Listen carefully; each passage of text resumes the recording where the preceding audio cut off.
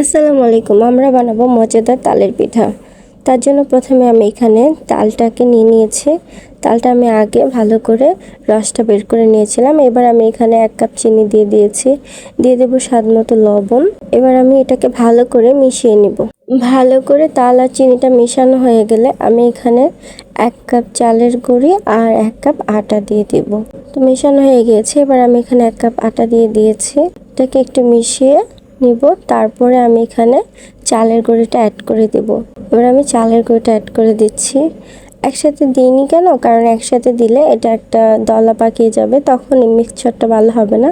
তো আমার মিক্সচারটা তৈরি হয়ে গিয়েছে। এবার আমি হাতের সাহায্যে ছোট ছোট করে বল বল দিয়ে ভেজে নিব। তো তালের পিঠা বানানো খুব সহজ, কিন্তু খেতে খুবই মজা হয়।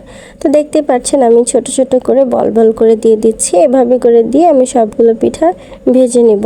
তো আমি এখানে আগে তেলটা গরম বসিয়ে দিয়েছিলাম, দেখতেই পাচ্ছেন আমার তেলটা বেশ গরম। তো আমি এই পর্যায়ে চুলাটা একটু কমিয়ে দিয়েছি। কমিয়ে দিয়ে এবার আমি তালের পিঠাগুলোকে ভেজে নিব।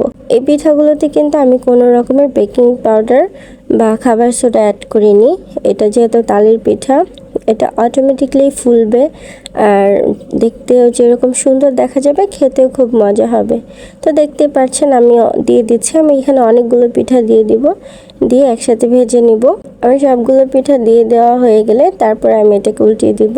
অলরেডি অনেকগুলো কালার হয়ে আসতেছে, দেখতেই পাচ্ছেন ফুলে উঠেছে পিঠাগুলো। এগুলো সবগুলো ফুলবে, ঠিক আছে? সবগুলো পিঠা ফুলে তারপরে ডাবল হয়ে যাবে। এই পিঠাটা খেতে খুবই মজা। আর অনেকেই তালের পিঠা অনেকভাবে বানান, তো আমি এভাবে করে বানিয়েছি।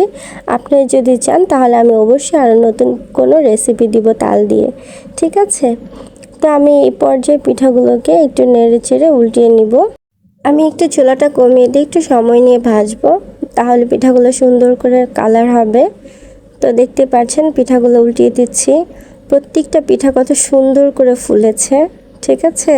তো এটা এভাবেই ফুলবে, এখানে কোনো রকমের সোডা ইউজ করার প্রয়োজন নাই, ঠিক আছে? বেকিং পাউডার বা খাবার সোডা কিছুই দিতে হবে না, এটা এমনিই ফুলবে। তো এই পিঠাটা বানানো যেমন সহজ, খেতেও খুবই মজা। আর তালের পিঠা পছন্দ করে না বাংলাদেশে এরকম মানুষ মনে হয় খুব বেশি নাই, ঠিক আছে? খুব রেয়ার। তো আমি এই পিঠাগুলোকে খুব ভালো করে উল্টিয়ে পাল্টিয়ে বাদামি কালার করে ভেজে নেব। তো দেখতেই পাচ্ছেন কালারটা অলরেডি চলে এসেছে, কতটা সুন্দর হয়েছে। আমি এটাকে আরেকটু উল্টে পাল্টে ভেজে নেব। তো যারা যারা আমার ভিডিও দেখতে ভালোবাসেন, আমাকে এত সাপোর্ট করেন, তাদেরকে অন্তর থেকে জানাই অভিনন্দন ও ভালোবাসা। আপনাদের জন্য অনেক অনেক ভালোবাসা রইল অন্তর থেকে।